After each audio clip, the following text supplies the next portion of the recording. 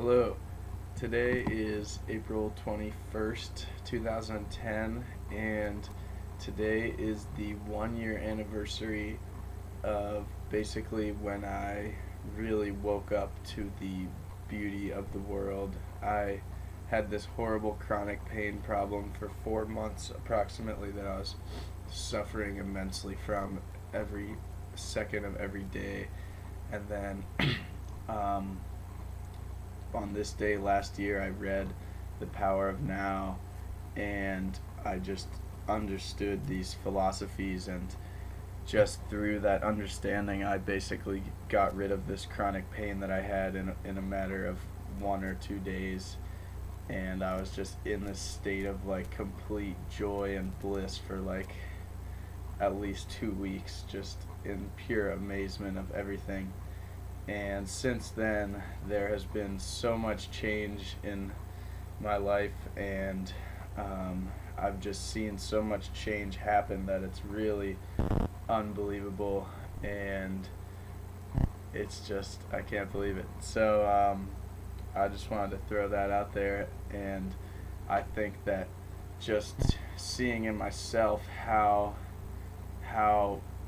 brainwashed and conditioned I used to be towards now being able to think things for myself and read books and analyze them and stuff. It's just it it shows that no matter how conditioned somebody is or stuck in their ways, it's possible to break out of it.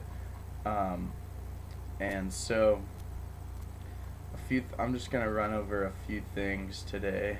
Um, One of which is this cool term that I have I often think about, but I think I first thought of it from a video by Adam like a year ago.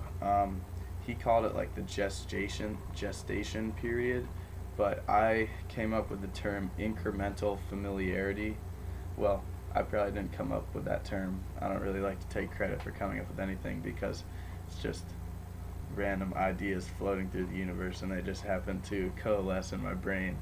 But incremental familiarity is the concept that um, you hear about something and you're like, oh, that sounds kind of interesting. Say it's the transition towns movement, because I had heard of the transition towns movement. I heard of it. I was like, that sounds pretty cool, but I don't really want to do it. And then I would shop at this place called the Co-op, which is this cool grocery store, and I saw the transition handbook there, and I was like, oh, that's a pretty cool picture on the cover, but I'm not going to read that book. I'm reading Endgame right now, or something like that. It's far more important. Although I think that Transition Towns is a much better book than Endgame, much more practical.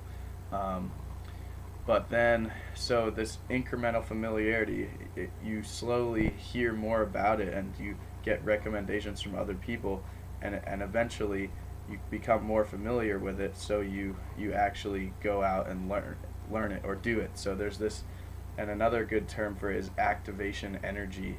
Like in a cellular reaction, it takes a certain amount of activation energy to actually take off. The reaction happens. So like somebody may hear about the war going on, and they're like, that war sucks. Like, but what is it really going to take for you to really take action and maybe go to a protest or start doing whatever you see fit to actually do it? So it's like this incremental process. And also, I mean, it goes the same way with if you're trying to get someone to read the book Ishmael, you don't necessarily have to have them read it the first time you tell them. You can just be like, yeah, Ishmael's an awesome book. And that's like the first little seed. And then somebody else will tell them it's a nice book. And they'll be like, oh, yeah, I have heard of that. And then the third time, they maybe see it at Barnes & Noble's on sale, and they're like, all right, I'm going to get Ishmael. So that's that concept.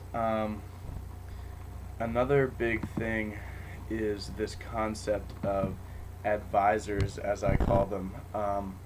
And I really was thought about this right when I read The Power of Now last year around this time. I mean, I've read it and other Eckhart Tolle books several times since then.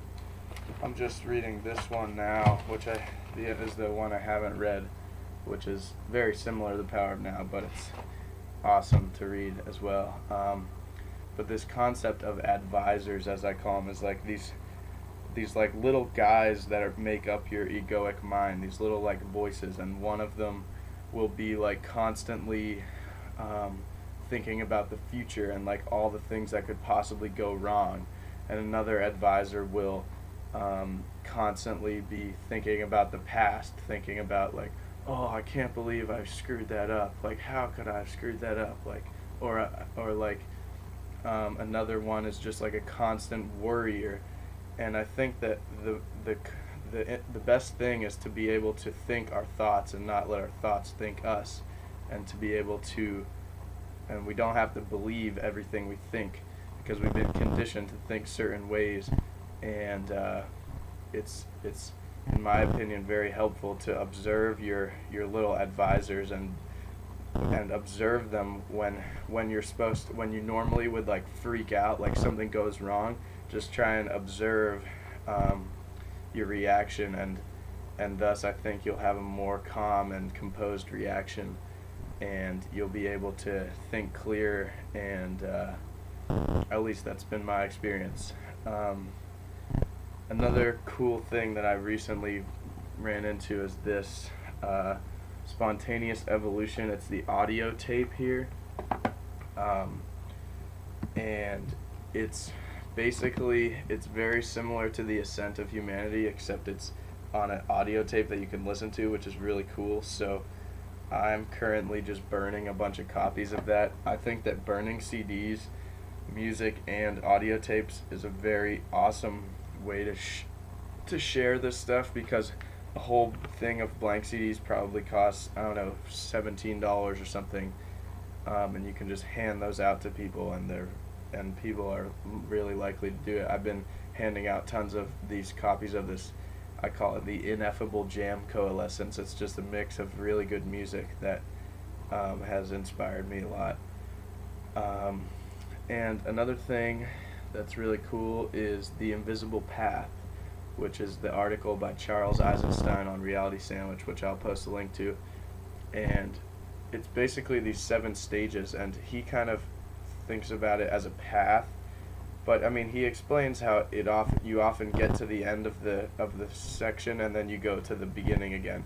So I like to think of it as like a circle, and how we often go through these stages every day, but sometimes we get stuck in a stage for a really long time, like a really long despair stage, before we actually get out of that and start into a more active stage.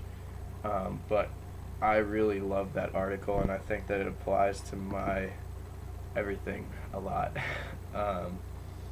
So yeah, that's pretty much what I'm going to talk about for today. But I definitely recommend the spontaneous evolution thing, and also the Ascent of Humanity, which I'm starting to reread, which is way amazing. Every page is just like, wow, that is exactly the right wording for that explanation. It's unbelievable. Anyways, live spontaneously. Have a swell Tuesday. Peace.